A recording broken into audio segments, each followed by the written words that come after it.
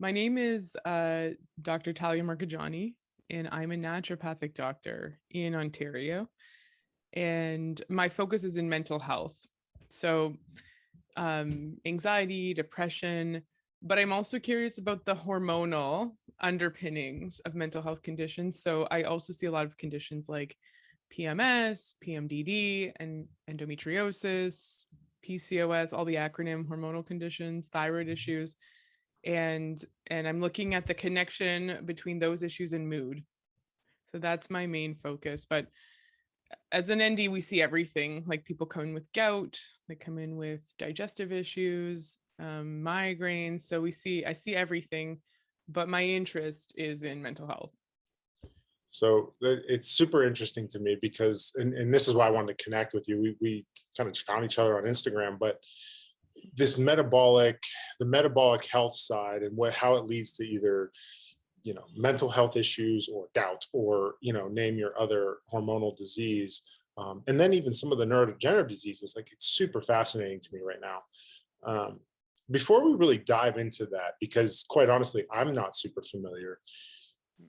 What is the difference between a naturopathic doctor and, say, an MD, a DO, PT? Like, what exactly is a naturopathic doctor, and who should be looking for a naturopathic doctor? Yeah, it's a good question. So a naturopathic doctor, it's a profession that exists in the primarily in North America. There are naturopathic doctors in Australia as well. And lots of practitioners that can call themselves naturopathic doctors. But what we are in North America is a profession that has a basis of foundational knowledge in medical science. So we're essentially sort of like a general practitioner, primary care doctor, but our focus is honed in with certain principles. And I think that's more what defines our profession than the modalities we use, which are more natural modalities. So we'll use things like nutrition and acupuncture, but there are some naturopathic doctors that will use medications. Some can do surgery, some vaccinate. So it's not so much the modalities, although we favor more natural therapies. It's our principles really that guide our philosophy and what we do, and also speak about our training. But our principles are to treat the cause, to do no harm, to work with the individual, so practice individualized medicine, to teach the individual, so to empower them. So rather than me just giving you a prescription, Nicholas, and saying good luck, I bring you in on my therapeutic and strategic process, explain to you why I'm recommending things, how your body works. Like, if I bring my car to a mechanic, I feel helpless and like I can't do it on my own. But imagine your mechanic pulling you in and explain to you what they're doing and how to maintain and fix your car. And so that's our goal, is to allow our patients to not need us as much. And then we also practice preventative medicine. So we're looking at, and we incorporate things like functional medicine, integrative medicine, but from a preventative landscape. So if you go to your doctor, your medical doctor, typically they're looking for the presence of disease. But even the World Health Organization says that, health is not the absence of disease, right? It's this ill-defined kind of blend of emotional, physical, mental, spiritual well-being, right? That maybe looks different for every single individual. And our goal is to look at, like, why are you experiencing symptoms? What dysfunction is contributing to them, and how do we reverse things before it becomes at a stage where you actually need a medication or surgery or radiation or some of these more invasive interventions that might be necessary when it's down the line of dysfunction and disease. So we're supporting and integrating our therapies when someone does have a condition that's diagnosed, but we're also looking at, when things are starting to slide out of balance, to help somebody be brought back into balance. And this is sometimes radical for a lot of patients. Like when we do a case interview, if I ask somebody, how's your digestion, must be like, I'm fine. But then when you dig a little bit deeper, you find there are all these kind of little symptoms that we're taught to get used to, or all these ways in which we're not functioning at 100%. Like maybe we're fatigued, or we don't have as much motivation, or our sleep isn't as restorative. So all of these things that down the line can start to contribute to something, I could say, more serious, or something that gets a diagnosis, or something that starts to grab our attention in terms of symptoms. So this is what we mean by prevention. I think in conventional medicine, when they say prevention, they really mean screening. Like, I'm going to look and see if you already have a disease and do a screening process. What we're speaking of is actually preventing somebody from getting a disease by treating something or supporting your body now. That makes so much sense to me.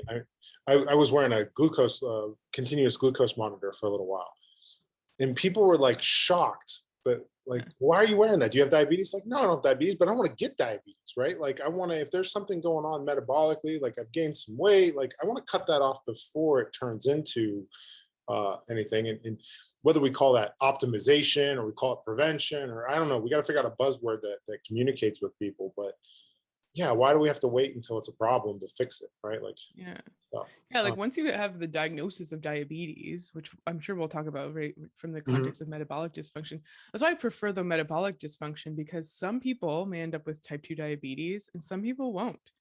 And the more you kind of look under the hood, the more you see that there's this evidence that's even manifesting in blood work or in these sort of functional tests like a continuous glucose monitor. And you can start reversing that early before things get out of hand. And a lot of people don't understand that.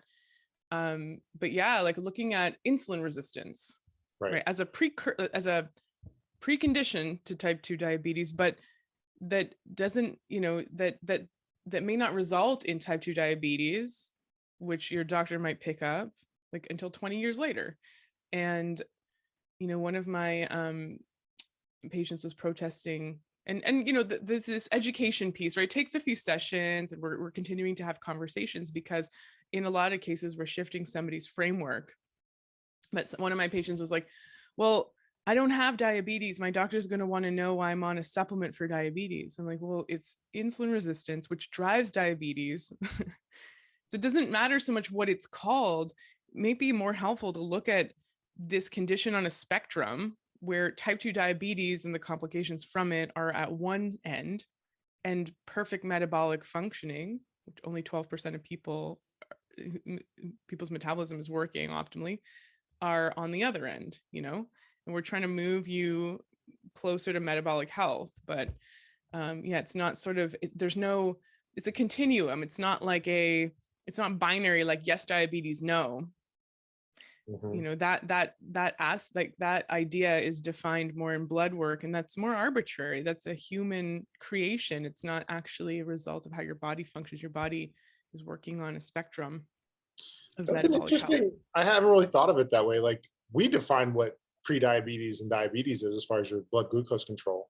Right. Insulin resistance is kind of what led me down this path, right? Like, I started working with a direct primary care doc here in the States, and triglycerides were a little bit elevated, cholesterol, HDL was down. And I'm like, why? Like, it wasn't, we're not going to go get medications or anything, but like, why is it trending that direction? And then this starts me into this whole like, oh wait, this number of triglycerides over HDL is a precursor to insulin, like a sign of insulin resistance. And it kind of took me down this rabbit hole. Before we go down that rabbit hole, what is the training for a naturopathic doctor? Like, is it a medical school kind of thing? What's it like? So we need a 4-year undergrad with certain prerequisites similar to med school. So biochemistry, physiology, anatomy, chemistry, biology, all those kind of courses, psychology. And then we do a 4-year program from an accredited college. Mine is a degree granting program. I think the majority are. So we get a degree at the end, a naturopathic doctor degree. And that looks like the first 2 years are focused in the biological sciences with, acupuncture, nutrition, our modalities sprinkled in. We learn about homeopathy. We learn about chiropractic manipulation. We learn hydrotherapy. So we're learning our toolkit, as well as we're learning, anatomy, physiology, microbiology, diagnostics. After 2 years, we write a board exam, NPLEX 1, which is similar to the USMLE step 1 in med school. And then the next 2 years were focused on more like pathology diagnosis, clinical sciences, and more modalities, more advanced. So we're looking at, more traditional Chinese medicine, further nutrition. We do a 1-year internship seeing patients in our clinic and treating them under the supervision of an established doctor. And then we write NPLEX 2, which is the next board exam, which lasts for about a week. And we have clinical examinations like OSCEs. So we have it's a very similar structure to med school. And there is comparison in some of the courses, like how much training we get in each thing. I think you can compare it, in terms of difficulty and in terms of the knowledge and the style of education.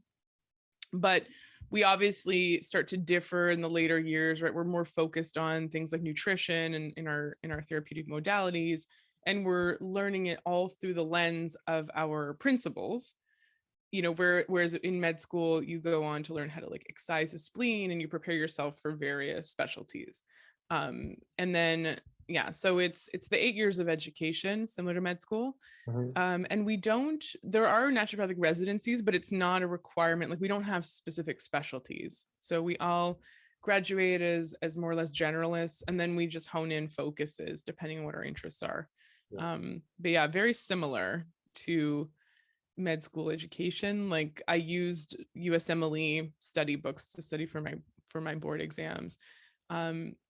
Is it exclusive? This is my ignorance. Is it exclusive to Canada? Like, There's 5, I believe, colleges in the US and 2 in Canada.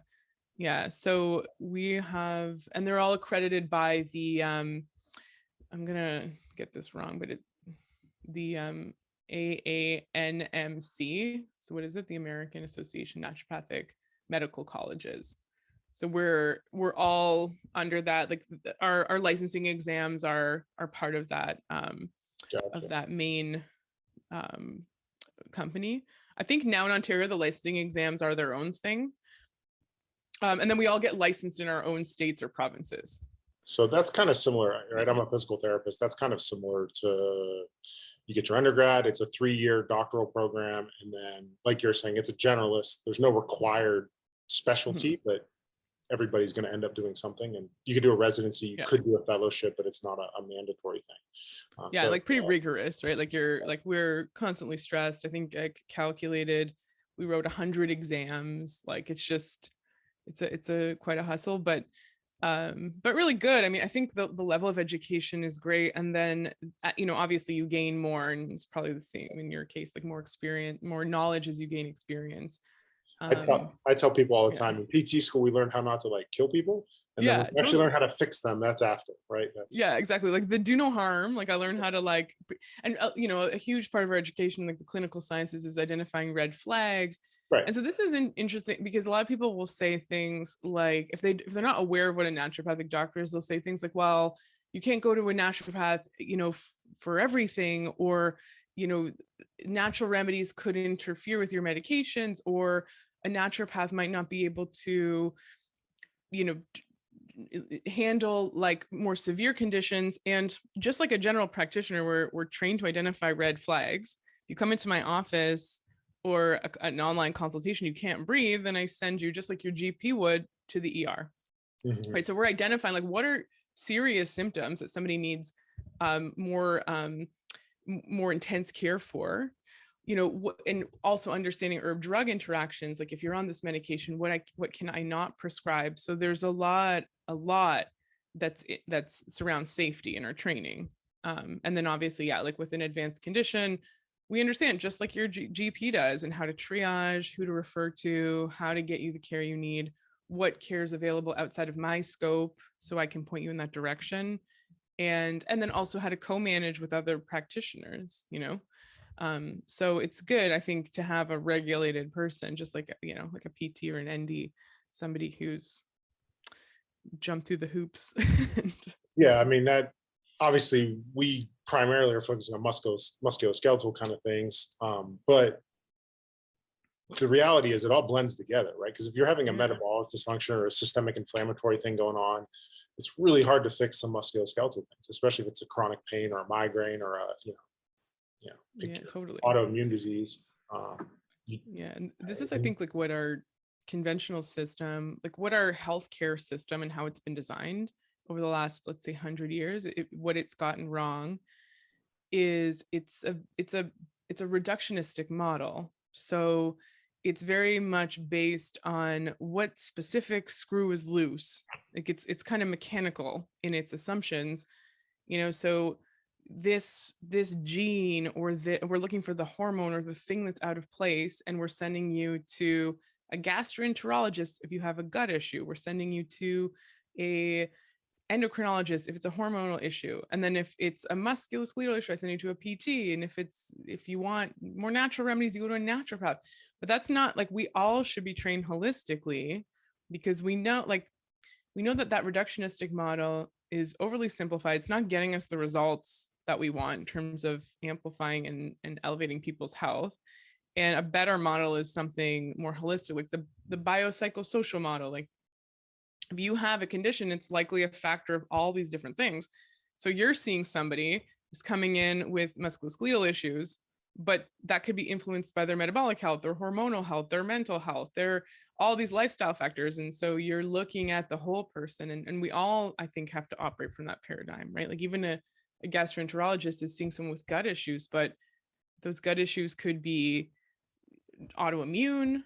They could be related to, the mind-body connection, or it could be like a mental health connection. It could be vagus nerve. It could be inflammatory. Like, it could be diet. It could be just, something structurally wrong with the gut, but that's very rare that an issue is just located in one organ, or one part of the body, considering that our bodies are a whole entity, and it's also influenced by our environment.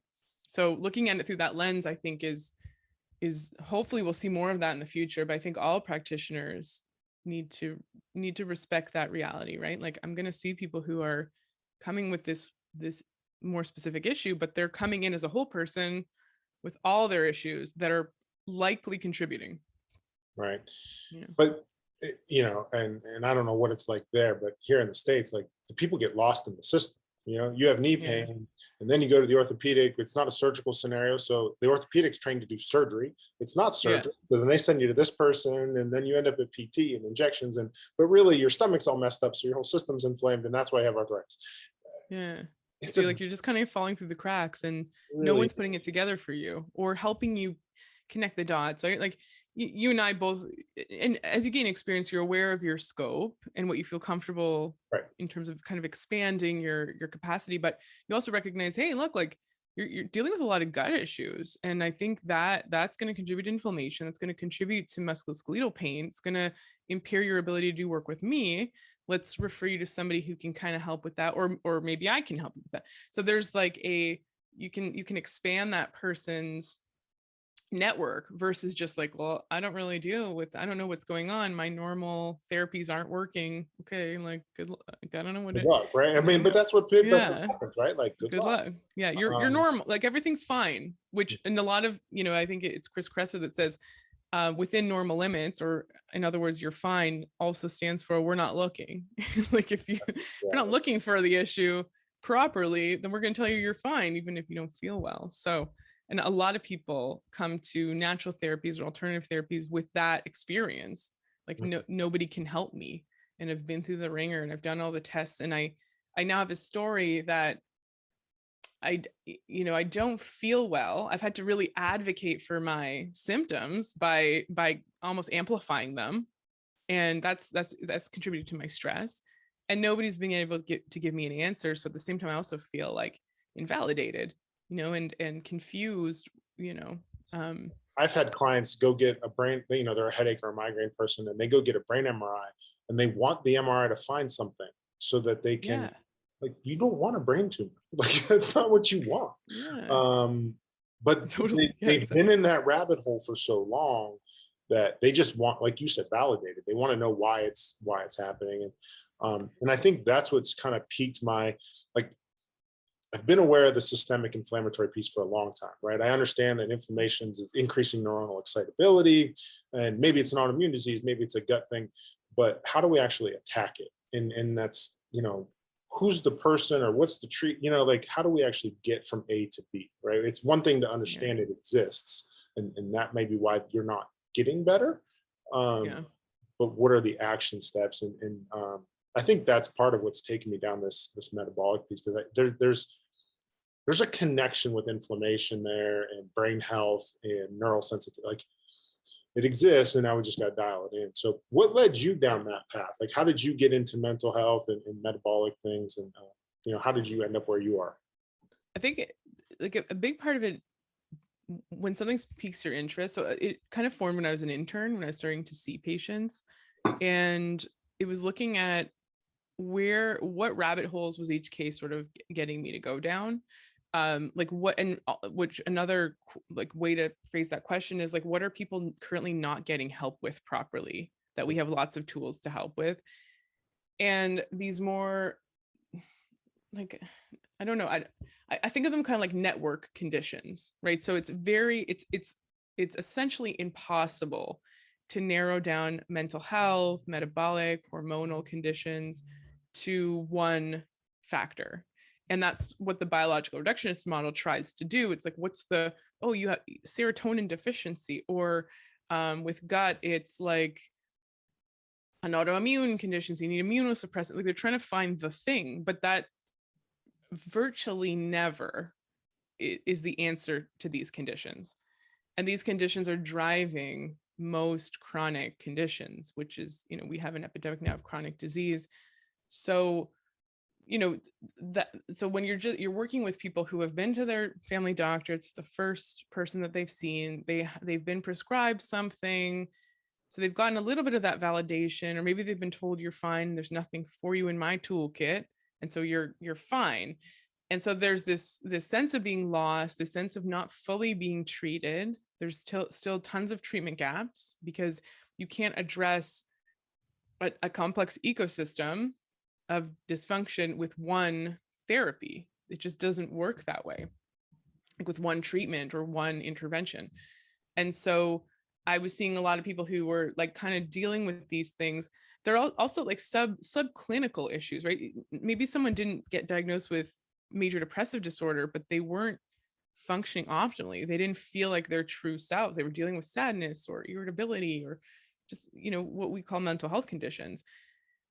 So I've just saw a need for that and an interest in that. And because of our work with the healing power of nature, one of our principles is to sort of support and respect nature and the complexity of our body, of our health, but also of disease or dysfunction. With that in mind, it's really interesting to be able to untangle the pieces. And so it's exciting for me, who likes to make connections and explore things. And then the idea of treat the cause, you're always treat the cause. Ultimately, when we think of that, we can think reductionistically, what's the thing that went wrong, right? What's the gene or the thing that contributed to this condition? But really what treat the cause to me means is that you just continue to keep asking why. Somebody's got muscle pain. Why? Oh, they have chronic inflammation. Why? Seems they've got a lot of gut issues, probably connected. Why do they have gut issues? Well, there's a food they don't like. And well, why is that causing the gut?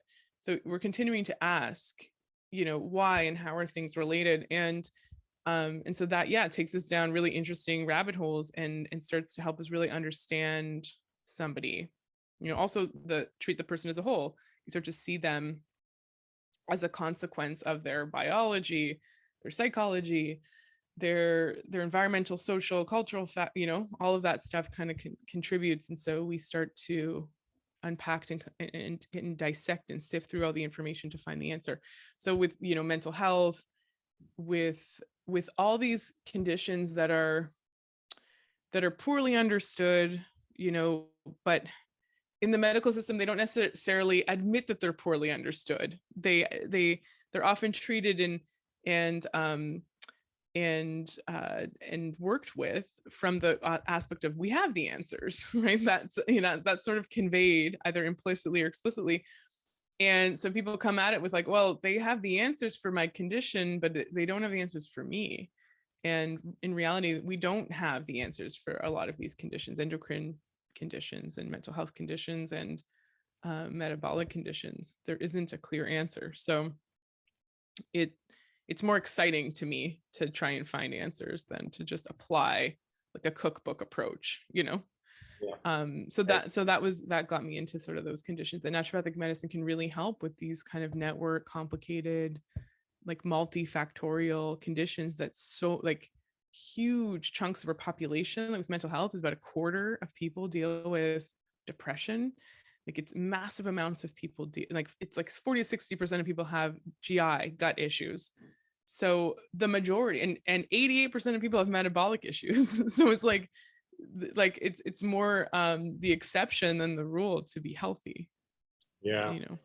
I love what you said about subclinical, because I feel like I think that's where we're missing the boat in healthcare. Like if you tear your ACL, like pretty good at repairing ACLs and rehabbing ACLs. Like we know when there's a problem, right? But when it's not a, medical emergency, I think that's where there's gaps missing in how we help those people. And I like you, I like kind of asking why, and okay, well, yeah, cool, this is happening, but why did it happen, right? If it's right. If it's not a trauma, what the heck happened? Something Right. went wrong in the system. And the scary part to me is that I'm seeing it in younger and younger individuals, right? You're seeing 13, 12, 10-year-olds with belly pain and can't wear high leggings because the pressure on their belly hurts, and like, it's crazy. Yeah. And it is kind of accepted as like, oh, my stomach just hurts and I shouldn't eat this or I shouldn't eat that, but I still do. And I mean, it's a fascinating topic to me of, why are people not willing to look at food as a choice? Or like what is it with food? And I have to imagine it's some kind of social connection to food, right? But what is the solution to that problem? Because we got to figure out something, or things are just getting worse, right? Yeah, like, I mean, so food is a massive reason why we're seeing likely this metabolic epidemic, obviously gut issues, mental health. I mean, because a lot of things change in our environment, but food drastically changed like in the last 100 years. In our bodies, there's no way we evolved that quickly to keep up. In the last 10,000 years, our food changed significantly as well.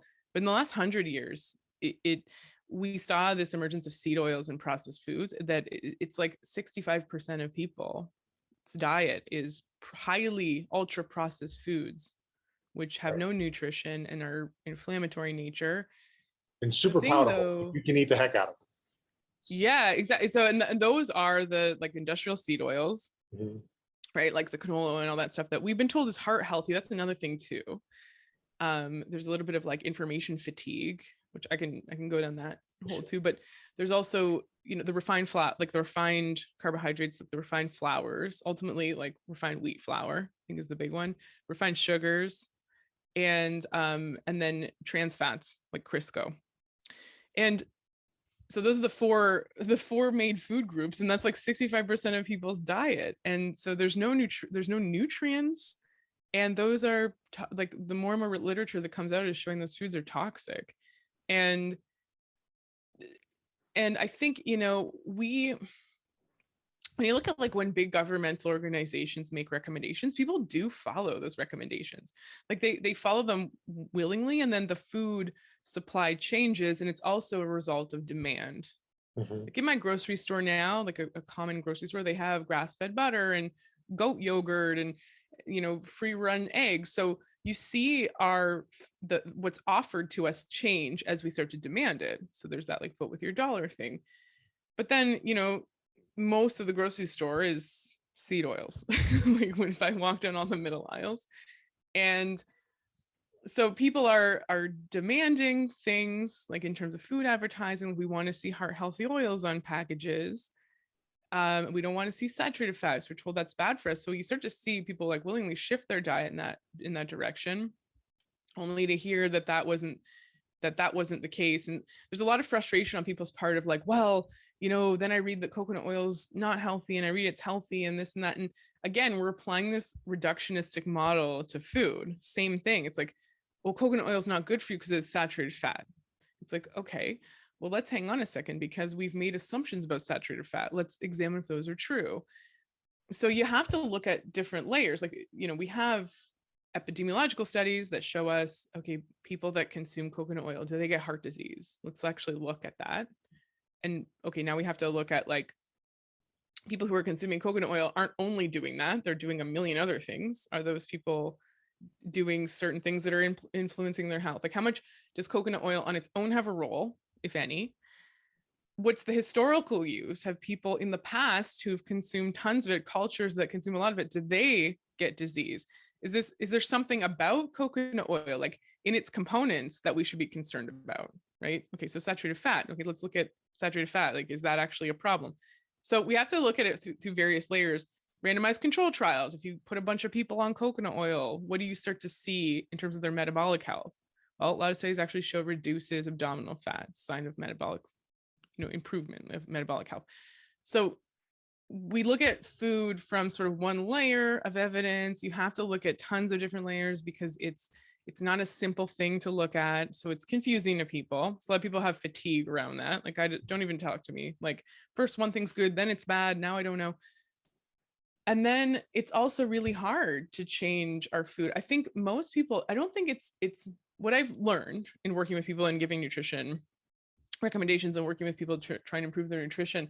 It's not so much about, needing to avoid a food or needing to eat more of a food that's the problem. It's more having to think about food. Like, it's most people, I think it's fair to say, they have other concerns. They don't want to have to think about what they're eating all the time. There's a certain kind of person that's into that. Like, I'm like that. Maybe you're like that. Like, I'm kind of interested in what I'm eating. But most people, like, I've had couples come in, and this is like, whatever, normative. This is a stereotype, I guess. But sometimes the wife will bring the husband in, and he's sitting there and ask him like, okay, can you tell me what you ate yesterday? And he'll like look at her. He's like, what do we have for lunch? Like, no clue. So you don't even know what you're eating, let alone how to, if I tell you, let's try and take gluten out for a month. You might know what gluten is. You might know when you eat it and in what foods, but like to make that conceptual shift in how you operate in the world is really difficult. I think a lot of us too, as a product of nutritional deficiencies, possibly, or inflammation, have a hard time with dealing with that cognitive load, that decision making, like that decision fatigue, that willpower fatigue, like all that stuff is hard for us. And then there's also the social stigma. Like, if I go to a party, there's a lot of worry about that. Like, if I go to a party, people offer me something, am I going to be one of those people who can't eat anything? I don't want this to be an added stress on my life. So that's a big one. And then another part, and there's more, I'm just listing whatever's coming to my mind. And another big aspect of it is people don't know, aren't fully aware of the benefits, of the benefits of making those changes, because we don't know how good we can feel. And if we've never felt good, we don't realize how crappy we might actually be feeling, right? It's sort of a sea of crappiness, and then you might have bloating. And so it's like, and then after, a few months of eating a human appropriate diet, like a species appropriate diet, you start to feel better. And you start to feel like, wow, I have a clear mind. I'm not emotionally volatile. I'm not getting pissed off at my kids as easily. Like, I feel like I'm functioning better at work. I'm sleeping better at XYZ. It's like a million benefits. And I didn't realize I'd get all that from food. I thought that it would just be about like weight loss or something, and it's just not worth it, and then another reason people go at it in a way that's unsustainable. And usually usually that's a calorie deficit, too big of a calorie deficit. So whether someone wants to be in a calorie deficit, often they go on too big of one, or they're making changes to their diet and they end up in a calorie deficit just because they're not sure what to eat, or they run out of ideas for snacks and stuff like that. So that makes it really difficult, because that will drive your cravings out of control. So there's a lot of obstacles to making changes to nutrition that we have to kind of unpack, work through. You got to educate somebody on how to even think about food other than like good, bad. This food's good, this food's bad. Well, now the food that was bad is good now. So it's like, no, you got to think of it differently than that, because you're always going to see the flip-flopping. But if you stick your head below the water, there's a bit more consistency in terms of what we know is like an appropriate food for a human to eat, and one that a human should use as like a treat or not eat at all or whatever. Yeah, but it's a whole world, nutrition. Yeah. And I mean, you're talking about a specific thing like a coconut oil or a specific nutrient, but even at like a macro scale, like carbs are good for you, carbs are bad for you. We should be carnivore, we should be vegan, we should do intermittent fasting, we should eat 6 meals a day. Like there's so many so many camps and information overload to a degree, right? You can get on YouTube and figure out whatever you want to figure out about one nutrition camp or another. And it is stuff to say. But that's what I like about the hormonal stuff. From a physiologic standpoint, it makes some sense, right? Because it's not about what such and such researcher or YouTuber said. It's, well, if I'm wearing a glucose monitor and I eat this and this is what happens and I feel like crap, like it's pretty simple, right? Like, this isn't going to work for me. Yeah, totally. And that's kind of, I guess, of interest in the physiology of, all right, well, when I eat, what does my glucose do? What does my insulin do? How does that affect, mTOR and other things, and insulin growth, growth hormone and different things like that. That's when it gets just super intriguing, because now it's physiology. It's not just, you're not just making up something. Right. Yeah, exactly. What's actually happening here? You have some objective data to track that you can pay attention to, versus the confusion of subjective information. Like, do I feel better? How's my bloating today? I don't know. Like, oh, interesting. My glucose went sky high. I didn't really notice because I was distracted by something, but the glucose monitor is not lying. And that was right after stressing about this and eating a bagel. It's foods that I thought were healthy, like rice pasta, right? Like crazy. And to your other point of, you don't know how good you're going to feel. So I've been gluten-free, dairy-free for, I don't know, 7-8 years now, probably. And I stumbled into it doing a paleo diet. And I followed some of Chris Kresser's stuff. I heard you mention him, and Rob Wolf. And I just, like, we were going to do it as a challenge. And all of a sudden it's like, oh, my allergies are gone. Like, I don't need my allergy pills anymore. And my skin looks a little clearer. My blood pressure dropped, and all this stuff happens. And then you go back to eating. You go back to eating your other way, and you're like, oh, it came back. Right. So, but that's a piece of it for me, but there's definitely a metabolic piece. When you work with somebody that's having some type of metabolic dysfunction, let's say they're looking for, they have that just general brain fog, they don't feel great, maybe they're looking to lose some weight. What are some of the questions you ask, and what are some of the avenues that you maybe go down first? Yeah, metabolic health is special in a sense that it blood work actually reveals a huge chunk of whether it exists or not. I mean, blood work ultimately is going to tell us if that's going on. Like you mentioned, HDL, triglycerides, fasting glucose, fasting insulin, doing those is going to give us tell us if that's happening.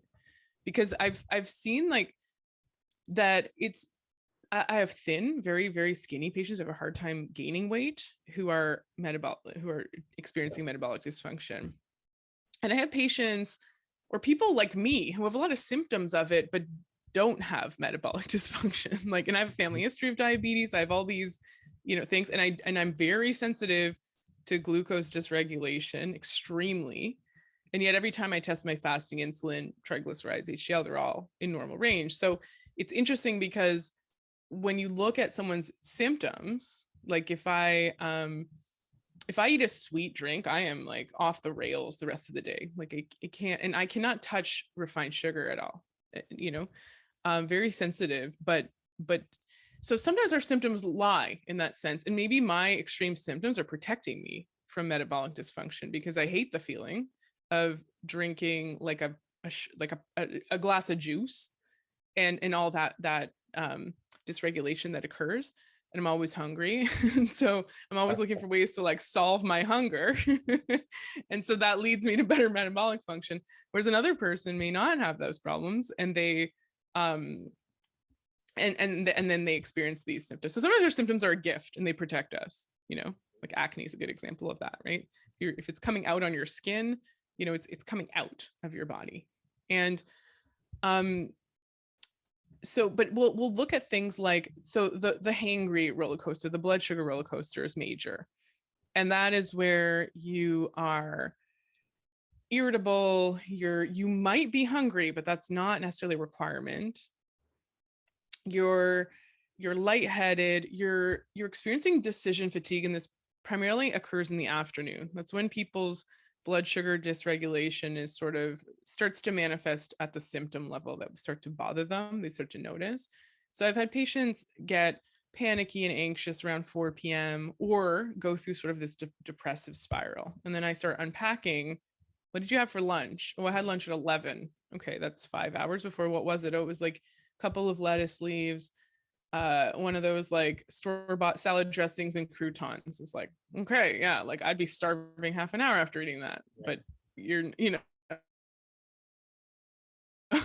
So again, probably unprotected from metabolic dysfunction, because I'd go and eat like a steak after.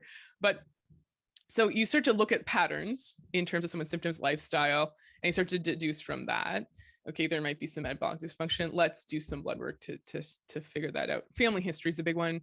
Like how does our body respond to, like some people have their genetics defend them against our metabolically disruptive environment.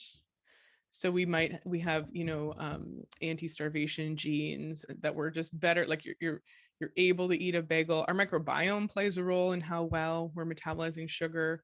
And there was a study, I think there's a TED Talk, I think the guy's last name is Segal, that looked at continuous glucose monitor after certain meals. And he found there's people that have big glucose spikes to like fatty with sugar, like ice cream meals.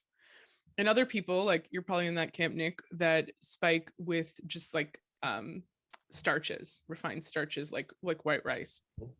You know, so maybe you have more of a blunted response to ice cream, but you're like, okay, so a healthy food, white rice, is actually a horrible for me, you know. And that might be related to microbiome, might be related to genetics. So we're looking at that, right? I'm looking at fatigue and brain fog. Those are big ones. Those are signs of inflammation. And then if somebody's displaying lots of symptoms of inflammation, we're looking at why. So again, like inflammation is a root cause, but then there's a root cause below inflammation. Like it keeps going. Mm-hmm. Like Yertle the turtle, you know. Mm-hmm. And yeah, so when we're taking a history, we're sort of putting it all out on the table. Then sometimes I just do a big functional blood work with people, and then we pull that out as a factor.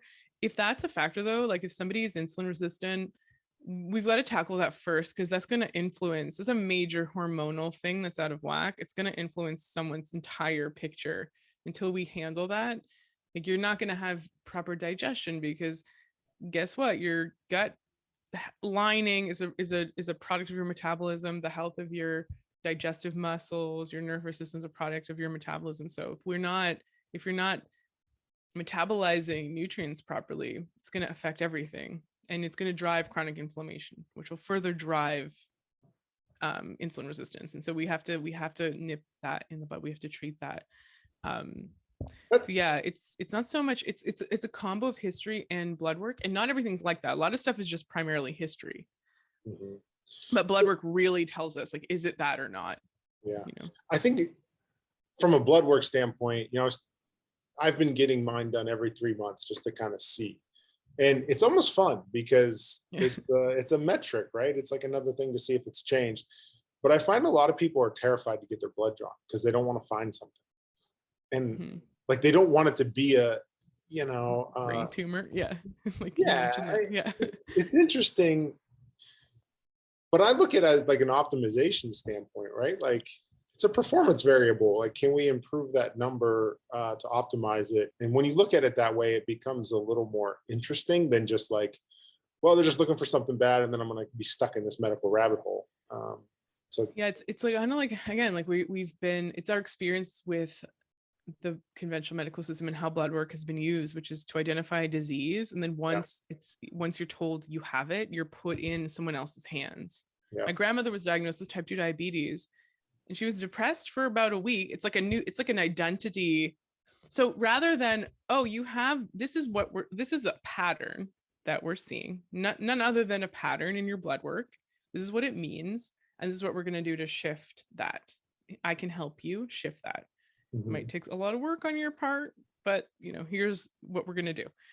You can do it, and we can bring you back to where things were 20 years ago, because this is a dynamic process. What it often occurs to people as is it's almost like an identity label. I'm a dog owner, I'm a Canadian, and now I'm a type 2 diabetic. We don't get the sense that this could ever change. We get slapped with a label. We get slapped with this condition. What does this mean for me? What does it mean for my future? We start projecting into the future this, like, I'm good. Okay, my doctor gave me a medication, and then we're also picking up on the practitioner's stress or sense of urgency, or whether they think it's a big deal, right? So if they look at your blood work again in 3 months after you've been put on metformin or another medication and they seem calm, you're like, okay, I guess I'm okay. Even though they're, somebody who's looking at it from a more holistic lens might be like, not a lot changed. Like, we still gotta get you into proper metabolic functioning, not just bring your fasting glucose down to a level where it's not gonna like cause kidney damage. Like, let's expand our our goals and and our dreams for you in terms of your health.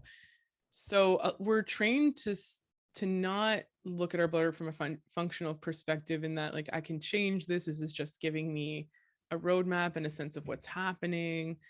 Like, we're like, well, as soon as I get this information, I'm going to find out something's wrong. There's no benefit there for me, Right. I'd rather live in a place where I don't have to think about diabetes, and that's not part of my reality. But yeah, so yeah, I think it's like how we just empower people in healthcare. And this is like the whole doctor's teacher part of naturopathic medicine. It's like, well, we want to help you understand what benefit there is to doing this blood work, what we can do about it, why I'm looking. And this is the thing too, is don't test what you're not going to treat. So if I'm going to change your diet anyways, and it makes no difference whether you have insulin resistance or not to our treatment plan, we don't need to test you. But the point is, it does make a difference, right? Because there's specific supplements and things we can do that are more specific in nature for that condition to reverse it. So we want to know if you have that, so that we can shift it. And we also want a baseline measurement, so we know if you've improved. Like, a lot of people don't want to take waist circumference or weigh themselves if they're on a plan, but I'm like, but this is your baseline measurement. You're going to regret if you didn't do this, if in 4 months, you've improved, but you don't have that first measurement to tell you how much. You're gonna be like, oh, I really wish I weighed myself that day. So again, we resist that because we don't believe that we can improve things. And we're often taught that we can't, the way that things are handled. So it's like a whole paradigm shift. Right. And I think you're starting to see the trend. Like, you're seeing these like online companies that'll do blood exams, and you're seeing, the glucose monitoring's becoming more commercially available. So I hope that trend continues, because I really do think that's the secret. Like wearables, like if people are into like the Oura ring or exactly. They're cool, right? They kind of, yeah. You've been working out. Oh yeah, let's actually see what your heart rate's done, and what your sleep's doing. And that's kind of sleep has been definitely a focus of mine as well. You mentioned, and I think this is important, and I've tried to explain it, but probably not as well as you will. How do you describe that connection of the gut to the brain, right? Because we know that when the gut's off, we see different mental mood disorders, but then also neurodegenerative diseases down the line. What's that mechanism? How do you explain that to people? There's a bunch of different mechanisms. And so the primary one I would say is probably the inflammatory connection. So our gut is, so mental health conditions, and this is not necessarily widespread knowledge, but this is very pervasive in the literature. Like, we know that depression, anxiety, mental health issues, virtually all of them, are either completely due to or influenced by inflammation in the brain. And the reason for that inflammation, now we have to go deeper, right? But we know, like a fish oil helps with depression because it's anti-inflammatory. Turmeric helps with depression because it's anti-inflammatory. They think SSRIs are anti-inflammatory. Like, they're recommending fluvoxamine for long COVID or people are talking about that treatment because they think there's fluvoxamine is an SSRI, an antidepressant. So it may be that those things work to the extent that they do because they're anti-inflammatory. So we're looking, okay, why is there inflammation? Gut, a major source of inflammation, because 70% of our immune system lies in the gut. Like, why does it, and it's helpful to like think about it from our body's perspective, kind of like anthropomorphize the body. Like, why is that the case? Well, because you can eat anything, right? You're eating stuff outside of your body. You're putting stuff in your mouth. If you're a baby, you're just eating dirt, you're eating food, pesticides. We just put things into our body. And our gut's job is to decide if that actually gets into our actual body, because our gut is like a tube. It's not actually in our body. It's still on the outside. It's like a donut, right? Like the inside of the donut hole. It's still outside the donut. So our gut's job is to discriminate, like what comes in, what stays out. So the immune system lines our gut to decide. So our immune system's like, hey, what's in the environment? What do we need to make antibodies against? What do we need to mount an inflammatory response against? What's dangerous? What's not? What should we sample? It's sampling constantly.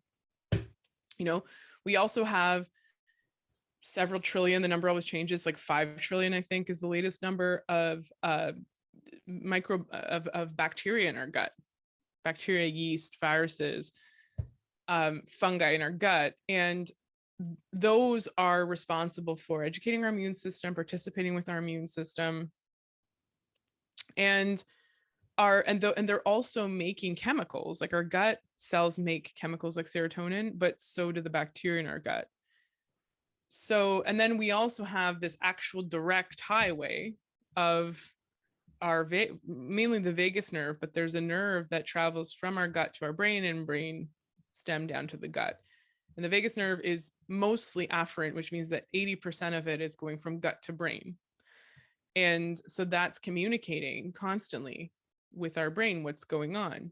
And so they're two, like the gut, they term it the second brain because of that really tight neurological connection with the vagus nerve primarily.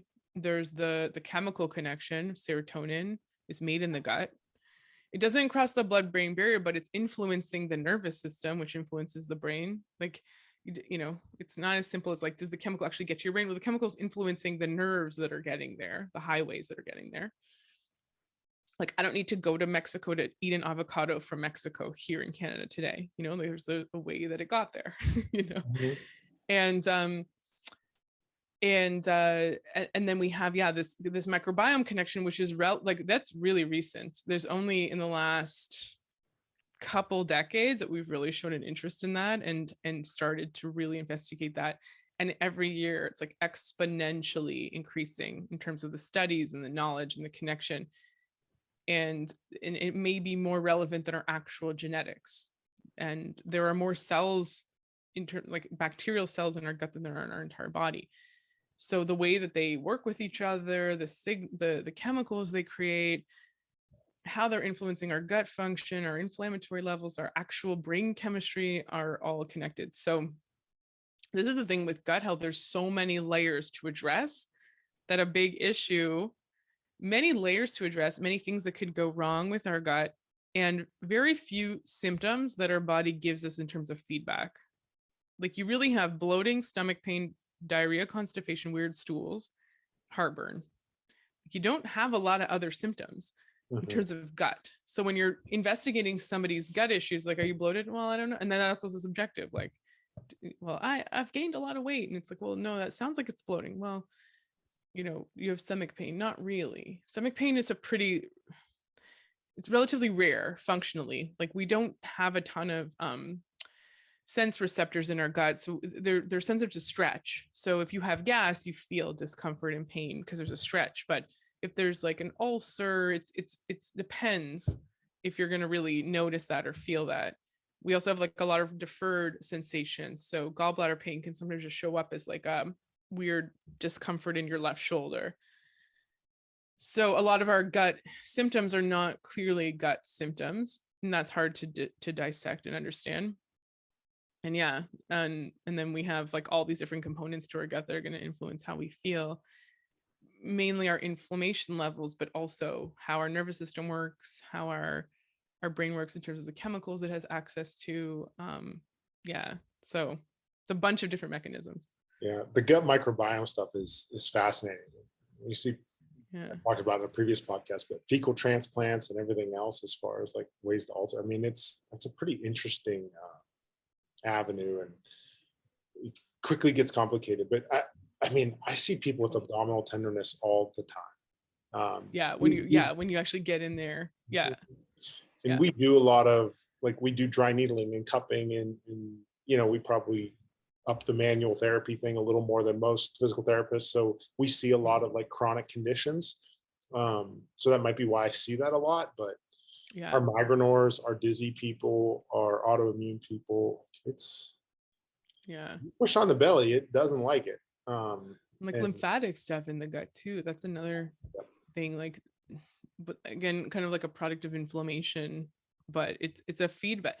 This is the thing too, is it's hard to find the cause, because a lot of the issues, by the time like sort of the tip of the iceberg emerges and we notice symptoms, there's compensatory things that our body does that aren't necessarily unhealthy, but that's when we start to see symptoms. But our body starts to try and mitigate and manage things. So you have gut inflammation for some reason.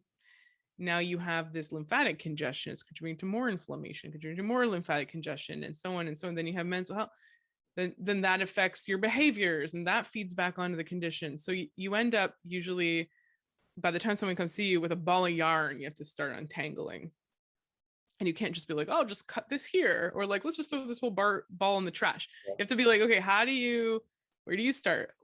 And often you don't really understand, or at least for me, I don't understand a case fully until we've tried things and they haven't really worked, or we've gotten like partial benefit, or maybe we've done a functional test. And I don't do a ton of those, but sometimes I just want to get a footholding a little bit, so we often don't understand things until we've been working on stuff, right? And it's not that this person can't get help, or we can't help them or figure out what's going on, but a lot of the time we've got to untangle. It takes some time to do that. And we're not trained, because from a biological reductionist model, it's like, just tell me what's wrong. You can figure that out in 10 minutes. That's what my doctor does. Like, well, it sometimes takes weeks, months, years to really get a sense for what's happening, because it's complicated.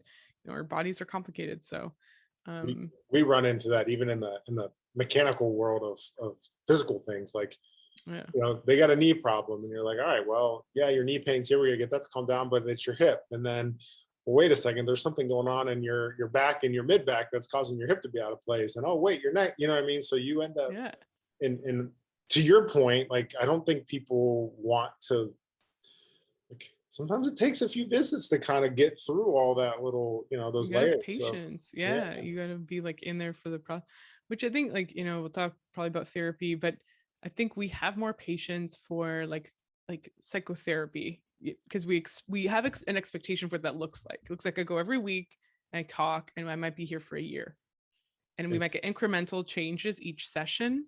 Mm-hmm. And sometimes we might not get any benefit per session, but it's like developing a relationship and understanding, creating a context and a framework.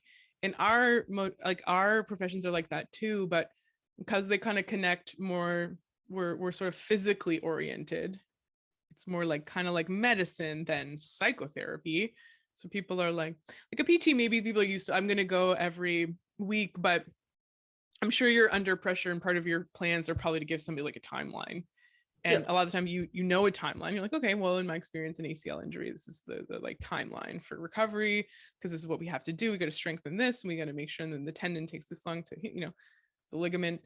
But we don't know necessarily, because the case could be more complicated than that. It may not have anything like the immediate issue at hand might be ACL tear, but you're like, wow, you have a ton of vulnerabilities for this to happen again, or for all your other knee things to go out of whack. So we've got to strengthen your quads. Your glutes are really like, etc. Like we got to go on all, you're going to be here for 10 years or I don't know. The kind of care will be. Yeah, exactly. But it gets exponentially more challenging when there's other health conditions on board, right? Like that's the big piece. That's the wild card in my mind, right? It just is. I want to be respectful of your time here, but before we kind of wrap up, what is the I'll be quite honest, I'm leery of supplementation, because I've seen people just get like go tens of thousands of dollars in supplements, and you're like, what is actually happening here? What's the crash course on supplementation? How's it fit into what you do with people from a metabolic standpoint? Yeah. So I've thought about this, and I have a little in my mind, a triangle for what the use of supplements are. So at the bottom of the triangle, you have lifestyle, like your foundations. Okay. So this is sleep, connection, community, going outside, regular movement, eating a good diet. It's not a perfect diet, but for me, I have to be more or less pretty much paleo. So for me, a good diet looks different from somebody else who can moderate a little bit more. But that's a journey to understand. It's like you're following a nutritionally like human appropriate diet, 80-20, maybe let's say like 80% of the time. All these foundational pieces. Now, supplements may fit into that layer. Like vitamin D in Canada, it's not part of, you can't get it anywhere else. It's just at this time of year, especially, but even I'd argue throughout the year. So vitamin D may just be part of your foundation for health.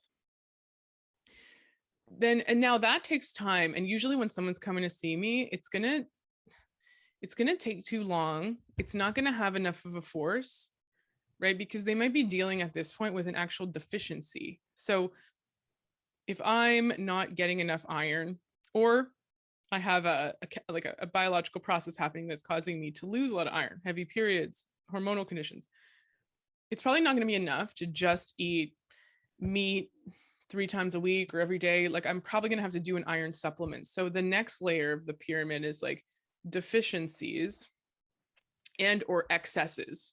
So a deficiency may be something like I need to take iron, zinc, magnesium. I need to replenish my levels, and maybe I can end up getting these things from diet eventually, but I've got to stop the leak, and I've got to get up to a workable optimal level of this thing. Sometimes we can test that in blood. A lot of the time we just got to go on symptoms. And so that's going to require supplementation for a certain amount of time. Where it comes to deficiency, like excesses, so that those kind of supplements in that layer may be like, you have a gut infection, we've got to clear it out. You don't have enough stomach acid. I got to put you on something to boost your stomach acid to get you digesting. So maybe digestive enzymes. So these are like typically more temporary. We're talking like months at a time, very specific goals. We're replenishing, using them to remove. And then the next layer is now you have like a system that's sort of out of whack. So you have like a hormonal pattern, you got metabolic dysfunction, there's a self-perpetuating cycle. Your body's out of balance. Our body on its own will try and establish an equilibrium, but if heavy periods are contributing to my iron deficiency, I can replenish iron all I want, but I got to address that mechanism that's causing them to become deficient, because iron deficiency also will cause heavy periods. So maybe, or we talked about the lymphatic gut inflammation, chronic, metabolic dysfunction and leading to mental health. And like, you have this whole ball of yarn. That's most people are coming in at that stage. Ball of yarn, you have a lot of symptoms. Like no one's really coming in to be like, I need to learn how to sleep an extra hour, but I feel perfectly fine. Right. They're not coming in at that foundational level typically. it's hard to sell that. I have a foundational program. It's like, you gotta, I gotta be on people to like advertise it.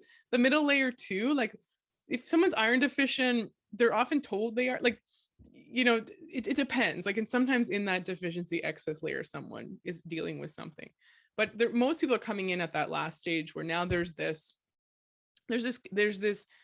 pattern that's occurring, typically hormonal in nature, because our hormones are going to like show up to try and solve the problem, and when we end up in sort of a vicious cycle. And so that's a lot of herbal medicine comes in at that stage, because herbs have the beautiful gift of being able to modulate our systems. Like an example of that is reishi. It's a cortisol modulator. If your cortisol is too high, it can decrease it. If it's too low, it can increase it. And it helps with sensitizing your body to cortisol. So we're like, okay, cortisol is part of this picture. Let's use reishi to help reset that system, to help shift, you know, your immune function. Sometimes we're looking at deficiencies to help that process. Sometimes we're always going to the lower levels. I'm always working with life. So I'm always making sure that you have the nutrients you need to function. But sometimes we have to step in.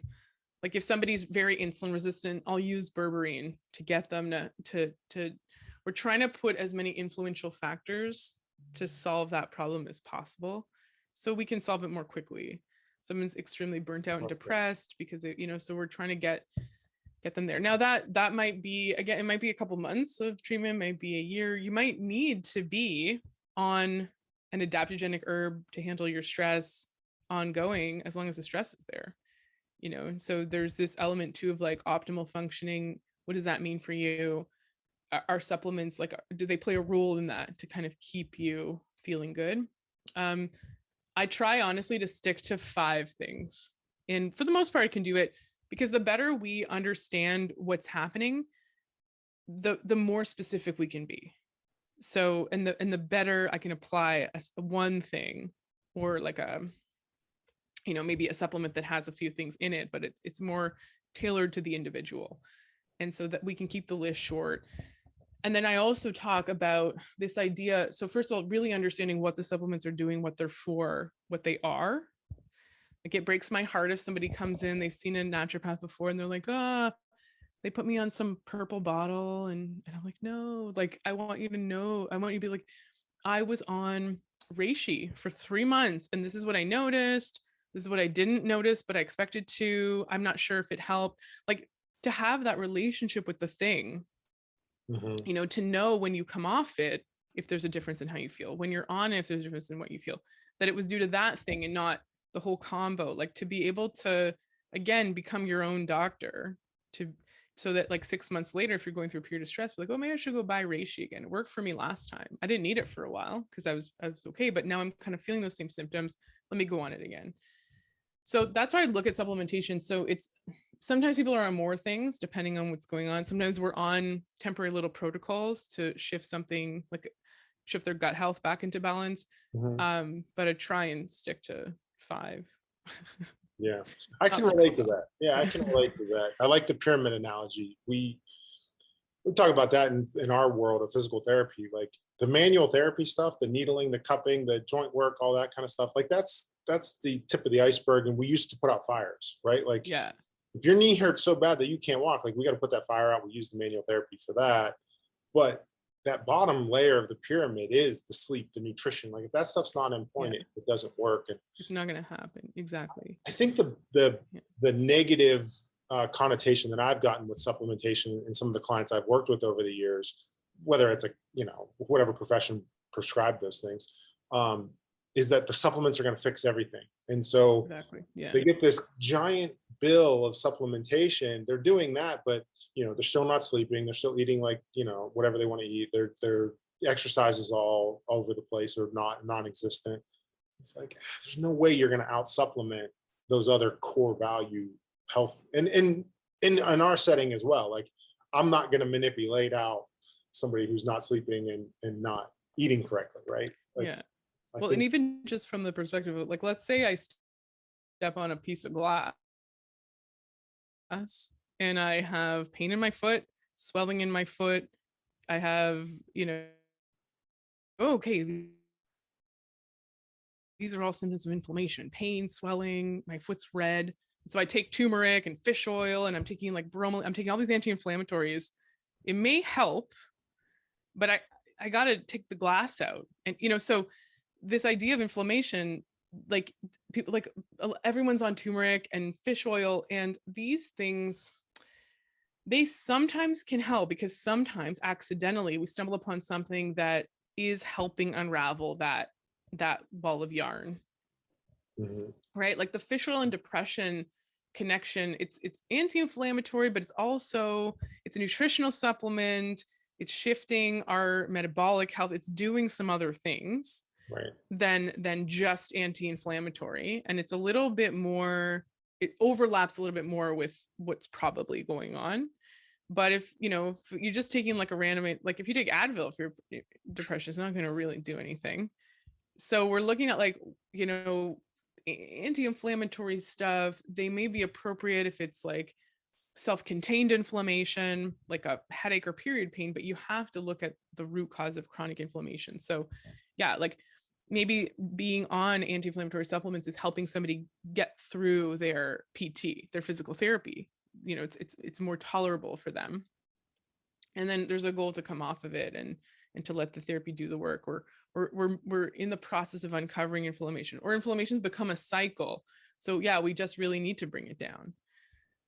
But yeah, I mean, a lot of the time we're prescribing things. It's like we're playing whack-a-mole with the supplements, just like we did with the drugs. And it's not how that's not how it should be done. There should be some intelligence and strategy and an understanding of the big picture behind the recommendations. Like I use the word strategy. It's like there's a strategy. We have an understanding of what these things are for. Like I'll go to supplement stores and look at what's in people's cart and just be like, like, like you don't need all that stuff.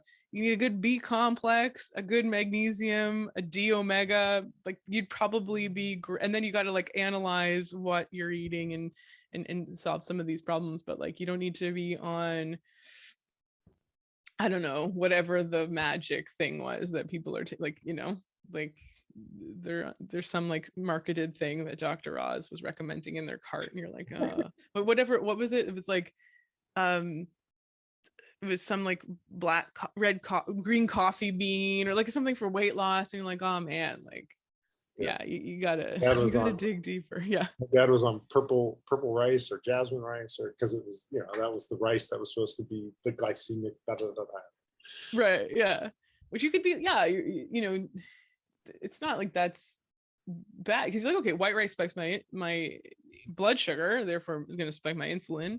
Let me test other kinds of, let me just replace that's an easy thing to do from a dietary strategy. Let me just replace something. Like I'm always recommending those legume pastas to people, because I'm like, you have the process of on a Friday night fling spaghetti in a boiling pot and throw sauce on it. Your kids are happy with it. Let's shift your spaghetti then. Let's just shift the actual components of the spaghetti, without changing a lot of other things. But it's a huge difference to your body. Like anytime we can figure out those hacks, it's really helpful. Yeah, it's funny you mentioned that. So I mentioned the rice pot. So regular white rice I'd get a glucose rise, but it wasn't crazy. Rice pasta, super spike. It's like sticky rice, I think. Yeah. I don't know, whatever generic pasta we bought, but it was made of rice, so it was gluten-free. Red lentil pasta, almost very minimal blunting of my blood glucose. Same meat, sauce, mix, but the red lentil was, so we've pretty much just switched to that in our house. You just switch to that. Yeah. It's actually, it's like, it tastes more like, it's like chewier. It has more of that like heaviness. And yeah, and it might not work for everyone. It could cause bloating and things, but yeah, it's exactly the same process in making it. It's a bit more expensive, but you're also getting way more protein, so it's better food quality. Yeah, more nutrients. Like, and I think so. Like, anytime I can find those hacks, it's like, yeah, because someone's like, "What do I do now? I can't eat pasta. What do you mean?" And it's like, well, what about rice pasta? And you're like, well, it's like, just go buy that lentil stuff. Just keep it in your cupboard. And then the process is the same. I would have never guessed, other than wearing the glucose monitor, I would have never guessed the difference in glucose spikes. Would have never. for that. Yeah. Well, I think People it's are like, because oh, it's rice the pasta. fiber Gluten-free. and the protein are Big, probably blunting. Yeah. big difference. Yeah.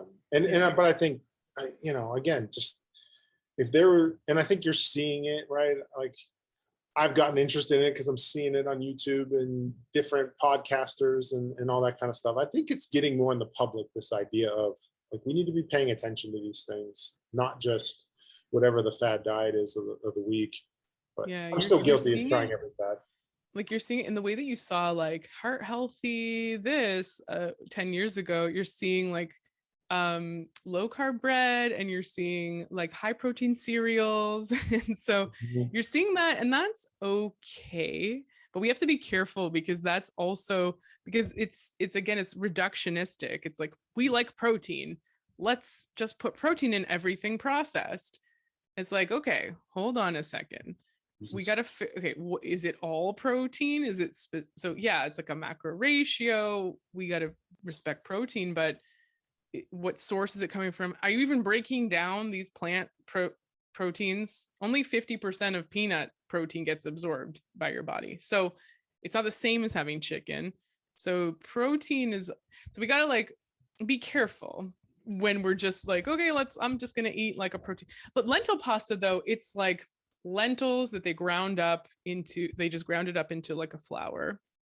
They didn't refine it, just ground it up, and they made pasta out of it. Like the ingredients in those are just lentils. Mhm. So it's a little, so I don't look at it the same way as I would look at like they added like pea protein to some sort of corn cereal, you know. And I think not only the composition of the food, but like it's palatable, right? Like these keto snacks, like Yeah, there's still exactly. 1,000 calories in this little bar, and they're Or like easy good to fat eat. bars, and you're like, Yeah, there's not they're that many easy good to eat. fats in there. Yeah. Yeah. That's the Yeah. wild card to that stuff. But Yeah, I mean, I kind of tell people, I'm like, look, like it's meat, fish, eggs, chicken, like meat and vegetables and fruit. That's what we should be eating. So all the other extra stuff, like, it's fine, throw it in, don't not eat it, but like really meat and vegetables. yeah, I think Just, yeah, and somehow build your respect the meal then. social culture of food on occasions, right? Like I think, Right. because I've been in the rabbit hole where, all right, I'm paleo this month, so I'm not going to Right. have anything, and it's not sustainable. But if we could figure out a way to build in an understanding of, look, if it's a celebration, celebrate. Yeah. Work. And I think, like, we like boxes, we like to put things in boxes, we like to name stuff. So like we have names for our diets. My dog doesn't have a name for his diet. He just eats whatever he wants. And like, in what I give him, like we name our dogs, my dog's on raw, Yeah. but they don't, we're the only species that conceptualizes their diet and worries about it. Like, but this is like a product of our agriculture and our culture. Like before that, we just would eat what we liked, that was available to us, because everything that tasted, and we'd let our taste, and I have a whole podcast on this called The Wisdom of Cravings, but our taste used to guide us. And there's this study from the 30s on these babies. They just let the babies eat whatever they wanted, all whole foods, but they put different foods in front of them and just let them choose. And they was like 6-month-old infants, and they all ate a very balanced, like intelligent diet, and they didn't have much disease. When they got sick, they chose specific foods to help them get through it. Like all orphan children, so they had like traumatic, likely, like, histories, and they were thriving. So, but the problem is big food, and the food industry takes this wisdom that we have, where something healthy for us tastes good, and it hijacks that. It's like, okay, whatever the thing is that we like, the sugar that used to be rare, let's just throw that in everything. And yeah. Fascinating stuff. I'm going to have to wrap up. I got to, All right, Nick. I'm actually going to meet that primary care doc that has been doing my blood work and stuff. So it'll be interesting to check in with her. But I kind of like to finish up with, what do you think you're going to be most interested in next year? Like, where is your thought process now, and what do you kind of expect you're going to be thinking about more a year from now? I think metabolic health is going to be big. Like we're especially in light of COVID, like an immune function. I think people are interested in that. it's interesting because there's lots of commentary on the absence of that in public health discourse. Like no one's really talking about metabolic health, but as we move further along in the pandemic, and it's like further along in a pandemic that like many people expected to be over by now, we're like, okay, when are we going to start this conversation around metabolic health, given that most people that deal with more severe symptoms of this virus, which I'll stop saying the name of, they have metabolic dysfunction. And this idea that our immune system is sort of this outsourced thing is also wrong. Like our immune system is influenced by many factors that we have control over. So I think that's going to be really big because it's starting to enter the public consciousness. I think people are like, am I getting the whole story? Like I'm seeing a lot about vitamin D. Vitamin D is like, there's a big meta-analysis on vitamin D and how connected it is to the outcomes of this virus. That's going to be big. And then personally, I just started in like this month doing a master's of psychotherapy part-time. So I'm going to be focusing on that. Like I want to do, so my focus is mental health. And I think, naturopathic medicine is a beautiful model because it's the biopsychosocial model. It encompasses all of it. But the direct counseling relationship, like what we talked about in terms of getting somebody on board, developing this relationship with them over the long haul, really honing in on these lifestyle factors that I think are the key to somebody thriving, but that takes time to understand. Like I've been thinking about my own personal diet and lifestyle for easily 15 years, maybe 20 years. And it's taken a lot of trial and error. And I don't think everybody needs to make the same mistakes I did. That's the whole point of going to a professional, but it's going to take a while for somebody to figure out their own recipe, and so just giving someone diet advice or nutrition advice or lifestyle advice, they might just go and do it, but underlying that is a process that takes time to develop and understand. And that's a journey. And so the more I can be in contact with people, the better. And unpacking some of like those psychological factors that we mentioned, those societal factors that like prevent somebody from being able to change. And then, figuring out how somebody's psychology contributes and how their biology feeds back onto that. So I'm going to be focusing on that a lot, just from an academic standpoint. And I'm sure it'll kind of make its way into my practice. But that's where I'm at this year. Yeah. And then I'll be surfing as much as I can. Where do you surf in Canada? On the Great Lakes, which are now frozen. So our season's done. We have to wait till it all thaws. Like it actually freezes. Yeah, we surf the lakes, and so that's like it's like a part-time job because you have to be aware of forecasts and you got to go when it's good. I know so we're in Ohio. There's we're not far from Lake Erie. And there are a few people that do, I think, a little bit of that, but I don't think it's a big. Is there a surfing scene in Cleveland? I'm not really aware of it. There's big, because Ohio there seems to be like always surf. Well, the thing is that we're at the opposite ends of Erie. Yeah. Like I'm at the northeast tip, so we get southwest. So if the wind's coming from the southwest or the west, that's when we get it. I guess you guys get it when it's like north or east. Mm-hmm. So when we don't have surf, you have surf on your end. But it's like that movie Surf's Up, the chicken. There's like that movie about surfing penguins. The chicken in that movie is from Sheboygan, like Michigan. He's a lake surfer. So I've seen a little bit of it, but not much. I'm gonna have to do some homework on the surfing in Cleveland. And Lake Michigan always has waves, and then Erie on the US side has waves. There's a surfer, Ben Gravy, that's been like, he surfed all 51 states. And so he was doing a lot of lake surfing for a while, but it's a big scene, and we have legit waves. Like I've had to leave the water because I was too scared. It was like, and the thing is too, it's wind swell, short period, so the waves are really close together. So when it's big, you're like, there all of a sudden, and the water is really cold. That adds another element of like. Yeah, I've seen Lake Erie when it's bad. I don't know that I'd want to surf it. Right? Yeah, you can. Yeah, exactly. Erie gets a lot of storms. Yeah. So that's like a part-time job to be a lake surfer, because you can't just show up. Like my friend from Brazil, he was from Rio. And he's like, yeah, I don't know anything about forecasting or reading tides. I just show up and there's surf. I'm like, that's not the case here. You got to be like, figure out all the wind direction, how long it's been blowing for, what's the wind speed, what's the temp of the water, what's the temp, like all these factors. Yeah. Which is why your mind probably likes it, right? Yeah, exactly. You're like, oh, like what's it? Yeah, and you're still trying to figure it out. And then even when all the factors come together, it's still not good, or it's better than we thought. And even the experienced people don't know. And so people keep like journals. Yeah.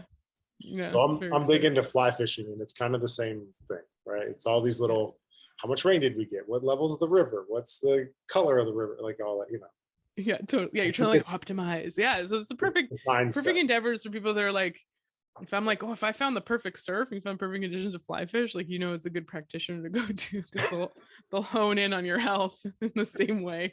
Yeah. Yeah, it's got to be some kind of whatever we're into kind of thing. But yeah. Totally. Well, hey, this was fun. Where can people find more about you and your podcast and the things you do? So go to my website, Talia, TALIAND.com. I have a blog. I have a podcast that's linked on there. And you can also find me on Instagram, Dr.